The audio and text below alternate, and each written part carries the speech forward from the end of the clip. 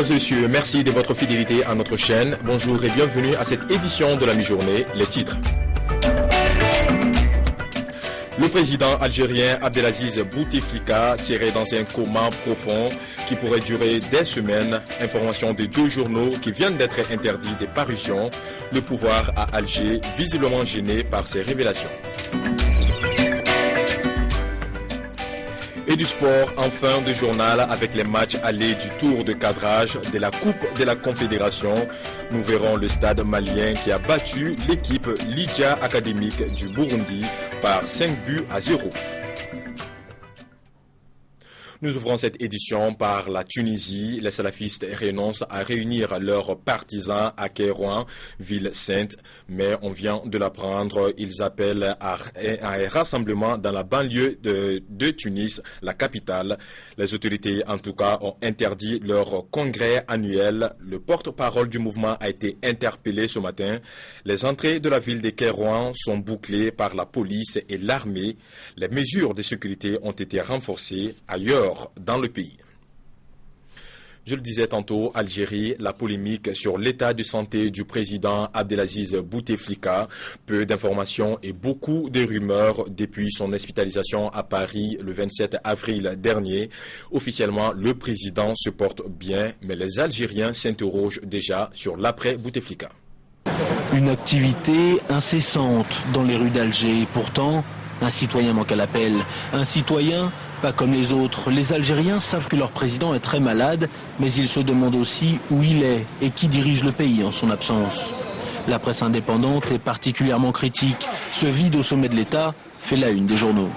Où est le président? Le peuple algérien doit savoir où se trouve son président. Si par malheur son état de santé se détériore, l'Algérie restera debout. Je suis de ceux qui disent que l'Algérie est plus grande que n'importe qui, même le président de la République. Les partis de l'opposition sont également inquiets. Ils n'hésitent plus à s'interroger sur l'après-Bouteflika. Le Conseil constitutionnel doit se réunir pour se pencher sur le dossier médical du président. Soit il le déclare capable de continuer d'exercer ses fonctions, soit dans l'incapacité de le faire. Et on ira vers une élection présidentielle anticipée. Devant l'hôpital Moustapha Pacha, le seul à soigner ceux qui souffrent d'un cancer dans tout le pays, la colère gronde. Alors que leur président est hospitalisé dans un grand hôpital parisien, les malades algériens disent manquer de structures d'accueil et de prise en charge médicale. L'état de santé du président ne m'intéresse pas. Qu'il soit en bonne santé ou pas, peu importe. De toute façon, ils ne se sont jamais intéressés à nous. Les soucis de santé du président Bouteflika sont ici l'occasion de rappeler les problèmes de ses citoyens qui savent que la situation économique de leur pays est pourtant confortable. Un paradoxe qui devient ici de moins en moins compréhensible. Conférence extraordinaire du mouvement Dioncounda Traoré pour le développement du Mali. C'était ce samedi au Centre international de conférences de Bamako. Cette rencontre a été une occasion toute indiquée pour les participants à travers une convergence de vues de s'inscrire dans une dynamique d'accompagnement et de sortie de crise. La rencontre a été sanctionnée par la mise en place de commissions et de sous-commissions ainsi que l'adoption d'un rapport de réflexion. Je vous propose à présent d'écouter le président du MDTDM à ce sujet. Nous, au niveau du MTDM, nous sommes à cheval pour l'organisation d'une journée nationale du pardon qui va avoir lieu le 21 mai 2013.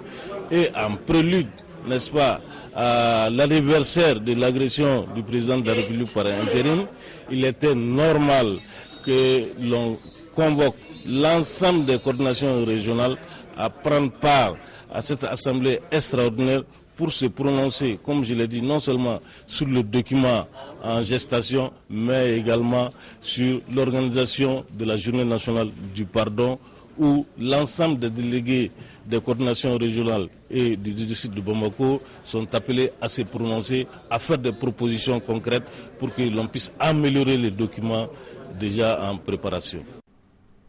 Des ex-combattants s'inscrivent dans le processus de paix à Bouaké, en Côte d'Ivoire. Ils ont décidé de déposer les armes pour contribuer à la consolidation de la paix et à faciliter leur intégration dans le tissu économique et social. Environ 300 ex-combattants de Bouaké déposent leurs armes en vue de leur réinsertion et réintégration dans le tissu socio-économique du pays. À travers cet acte, les ex-combattants souhaitent renouer avec la paix pour la stabilité du pays. Je conseille tous mes amis à venir déposer les armes parce que la guerre est finie. Ce qu'il y a chez moi, donc je viens déposer aujourd'hui. Pour que l'État puisse me récompenser, pour le moment on ne travaille pas, c'est travail mauvais. Je suis venu déposer les armes parce que je veux que le pays n'a qu'à avancer. Nous tous on n'a qu'à aller derrière la paix. Témoin de cette opération de collecte d'armes, l'ONUCI et l'autorité pour le désarmement, la démobilisation et la réintégration ADDR. Sur le site d'accueil, des armes de tout calibre, des munitions, des tenues militaires, etc. ont été enregistrés. À cet effet, 4 ateliers d'identification sont installés pour recevoir les ex-combattants candidats au dépôt d'armes. Nous essayons de notifier leur identité afin qu'ils puissent aller déposer des armes au niveau des conteneurs aménagés à cet effet. Et après avoir rempli les fiches, nous leur remettons et ils vont voir un agent de l'armée qui est chargé du désarmement et auprès de lui ils vont déposer les armes. Tous les ex-combattants possédant des armes sont appelés à se débarrasser de ces instruments indésirables, désormais encombrants. Atelier de partage sur la prévention des risques et catastrophes naturelles, un projet financé par le PAM et la FAO. Le projet couvre 4 pays d'Afrique, le Sénégal, le Niger, le Burkina Faso et le Tchad. Des mécanismes seront mis en place pour assister les populations vulnérables. Le PAM et la FAO ont élaboré une feuille de route conjointe pour prévenir l'insécurité alimentaire. Les 4 pays de l'Afrique ciblés sont le Sénégal, le Niger, le Tchad et le Burkina Faso. Les interventions des 2 institutions internationales concernent 4 axes. Tout d'abord, il y a la préparation aux urgences. Il ne faut pas attendre que l'urgence, que la crise soit là pour répondre. Donc c'est important que le gouvernement local, les autorités locales puissent se préparer à une éventuelle crise. Il est important également que les communautés aussi mettent en place, il y a des mécanismes locaux, mais aussi des innovations qu'on peut mettre en place, des systèmes d'alerte précoce, disons, qu'on peut mettre en place avec les communautés afin qu'elles soient mieux préparées à des éventuelles crise alimentaire. Au Sénégal, la région de Tambacounda fait partie des zones choisies pour sensibiliser les populations sur la réduction et la gestion des risques et catastrophes naturelles. Ici à Tambacounda, durant les 4 jours que durera l'atelier, nous aurons à discuter des questions de réduction du risque de catastrophe. Donc, renforcer les capacités des staffs des 2 ONG, FAO et PAM, mais également de nos partenaires, notamment les services techniques de l'État, les ONG avec lesquels nous implémentons les différents programmes. L'initiative du PAM et de la FAO vise une bonne assurance de la sécurité alimentaire aux populations vulnérables, un souhait qui ne saurait se réaliser sans une implication totale des populations dans les projets en cours. L'électricité est un enjeu primordial en Afrique et notamment en Afrique subsaharienne. En la matière, la République démocratique du Congo a de grandes ambitions. Pour preuve, hier, elle a dessiné les contours d'un vaste plan de construction de barrages baptisé le Grand Hinga. Le fleuve Congo. En termes de débit, il est le 2e plus grand fleuve au monde après l'Amazone. Un potentiel à peine exploité. Et pourtant la force de son courant pourrait alimenter en électricité une partie du continent africain. En République démocratique du Congo, 2 barrages ont bien été installés dans les années 70 et 80. Situés près des chutes d'Inga, ils ne suffisent pas à alimenter le pays. Seul un foyer sur 2 a accès à l'électricité. Ce samedi, Kinshasa a donc décidé de lancer la construction d'un nouveau barrage dans la région, tout simplement appelé Inga 3. Il y a une demande forte de l'énergie d'Inga. Une demande forte à l'intérieur du pays, dont les besoins à l'horizon 2020 vont dépasser les 5000 MW. Et il y a aussi la demande des pays africains. Des pays comme l'Afrique du Sud. Depuis longtemps, Pretoria manque d'électricité pour son industrie et presse le Congo d'améliorer ses infrastructures vieillissantes. Une fois le barrage Inga 3 construit, les Sud-Africains utiliseront plus de la moitié de l'électricité produite par cette future centrale. Autrement dit, bien plus que les Congolais eux-mêmes. La première pierre devrait être posée en octobre 2015. La mise en service pourrait démarrer à l'horizon 2020. Dans cette zone peu habitée, seul 1 millier de personnes devraient être déplacées. Kinshasa affirme aussi que l'impact environnemental de cette construction serait minime. Le barrage Inga 3 s'inscrit en fait dans un projet bien plus vaste, le Grand Inga. 5 barrages et centrales supplémentaires construits dans cette zone d'ici une 50aine d'années. La République démocratique du Congo pourrait devenir la plus grande centrale électrique d'Afrique. C'est un projet vraiment intégrateur qui va satisfaire des besoins financiers, des besoins économiques, des besoins sociaux, des Congolais d'abord et des autres pays d'Afrique. Et les besoins aussi financiers des autres partenaires qui vont intervenir dans ces marchés. Car la construction d'un tel projet attire les convoitises. Pour l'instant, 3 compagnies ont été présélectionnées pour construire et exploiter le futur barrage. Des sociétés chinoises, coréennes et canadiennes. La République démocratique du Congo va lancer des appels d'offres. En attendant, il faut financer le projet. Le pays sera aidé par l'Afrique du Sud, la Banque africaine de développement ou encore la Banque mondiale. Car selon les premières estimations, la construction d'Inga 3 devrait coûter 7 milliards d'euros, le projet du Grand Inga, 27 milliards. À terme, la puissance de ces installations pourrait atteindre les 40 000 mégawatts. C'est 2 fois plus que le barrage des Trois Gorges en Chine, le plus grand barrage au monde. L'engagement militaire du Tchad au Mali, salué au Sénégal, le prix spécial du CEDAR 2013 a été remis au président tchadien Idriss Déby pour ses nombreux efforts pour la restauration de l'équilibre politique au Mali. Présent à Dakar pour l'occasion, le ministre tchadien de la Défense en compagnie de hauts gradés de l'armée a été reçu par le chef de l'État Macky Sall. Je vous propose d'écouter à présent le ministre tchadien de la Défense à sa sortie d'audience. Nous devons avant tout dire que nous sommes sur la terre de Terenga, c'est-à-dire la terre d'accueil. Et nous voulions profiter de cette occasion pour dire d'abord notre reconnaissance par rapport à l'accueil qui nous est réservé.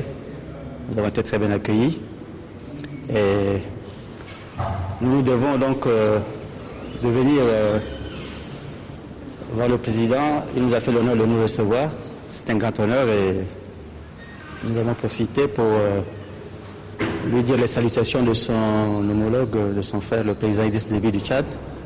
C'est un prix qui est dédié au président de la République du Tchad et par rapport à l'engagement de l'armée tchadienne au Mali, raison pour laquelle je suis arrivé ici avec quelques militaires, le commandant en chef des forces armées tchadiennes en intervention au Mali, plus quelques généraux avec moi.